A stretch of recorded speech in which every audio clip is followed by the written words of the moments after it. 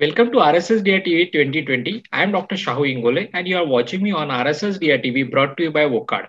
Today I am honored to have with me an eminent personality and renowned senior endocrinologist from Kolkata, Dr. Sujay Mazumdar sir. Sir is the honorary head Department of Diabetes and Endocrinology, GD Hospital and Diabetes Institute, Kolkata. Sir is the senior visiting endocrinologist and diabetologist, PLS Hospital, Kolkata. Welcome to the show, sir. Welcome. Thank you. Traditionally, treatment of type 2 diabetes mellitus has focused primarily on the glycemic control, but accumulating evidences suggest that the clinical management of patients with type 2 diabetes mellitus requires a more comprehensive approach to minimize the associated morbidity and mortality. So, sir, we would like to know from you, why do we need to think beyond the glycemic control in the management of diabetes? The UKPDS did show that there is some cardiovascular change, but that's after 10 years of therapy. So obviously, 10 years is a pretty long time in the life of a diabetes patient.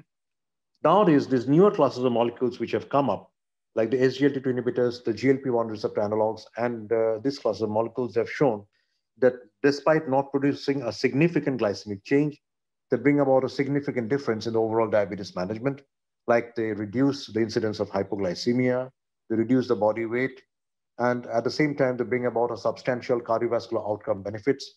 The SGLT2 inhibitors particularly bring about a significant reduction in the incidence of heart failure, and the GLP-1 receptor analogs, they do produce a significant changes in the outcome of the atherosclerotic cardiovascular disease, something which has not been seen with the older class of molecules like the sulfonylureas and the glitazones and metformin alone.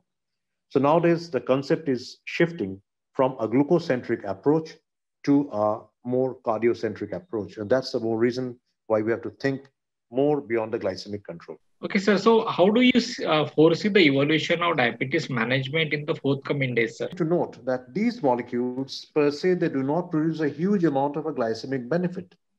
But at the same time, they're producing a huge amount of a cardiovascular benefit, particularly patients with established cardiovascular disease.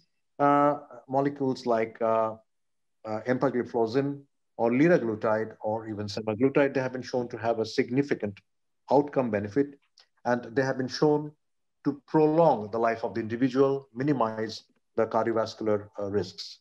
So that's why this class of molecules are now becoming the treatment of choice, because we all accept the fact that diabetes patients, they have got some degree of cardiovascular risk. So until and unless we can correct that risk, we cannot really hope to bring about any improvement in the quality of life. Okay, sir. So, how do you foresee the evolution of diabetes management in the forthcoming days, sir? Well, what is important to bear in mind that after the advent of these classes of molecules, the SGLT2 inhibitors and the GLP-1 receptor analogs, there has been a sea change at the way we used to look at the glycemic control algorithm. Just let us go back around 10 years. Then in 2009, 2011, ADA guideline suggested starting somebody on a metformin, then adding a bit of a basal insulin, maybe add a bit of a sulfonylurea, and so on and so forth. Because at that time, none of these newer agents like the SGLT2 and the GLP-1 receptor analogs had come into the treatment algorithm. Now let's fast forward to 2020. Nowadays, we have got the algorithm divided into two broad headings. A, the patient has got a cardiovascular disease. B, the patient hasn't got a cardiovascular disease. So if the patient has got a cardiovascular disease, the drugs of choice becomes the GLP-1 receptor analogs and the SGLT2 inhibitors.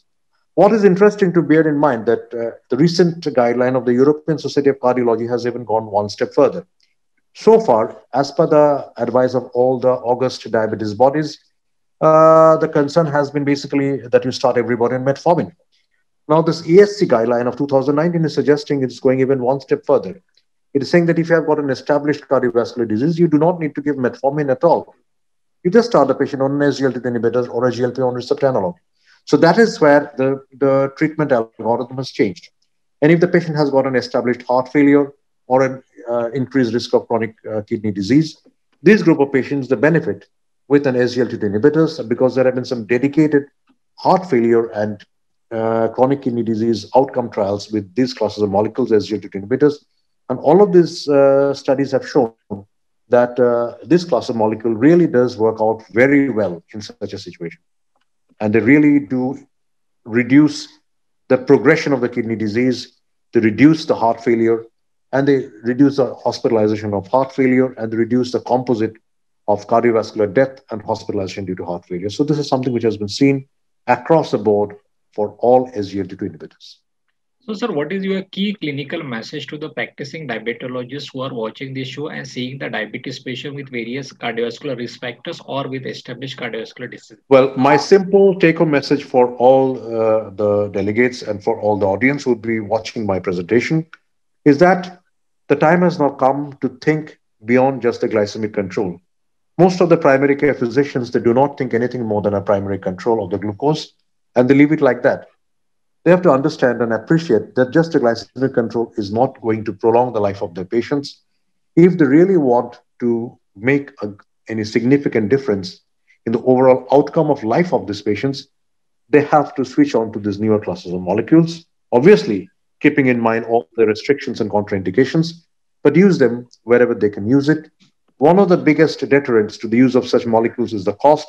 But again, if you look at the overall cost benefit that you're getting from reduced hypoglycemia, reduced weight gain, and obviously the cardiovascular benefit, something which you do not find with many of the older molecules like sulfonylurea, these definitely are basically better classes of molecules which overall improve the composite benefit of diabetes control. And by composite benefit, I mean a better HbA1c, lesser hypoglycemia, lesser weight gain, and better cardiovascular outcome. Thank you so much, sir, for sharing your views and Thank you joining very us on much. RSSDI TV brought to you by Vocard. Thank you so much.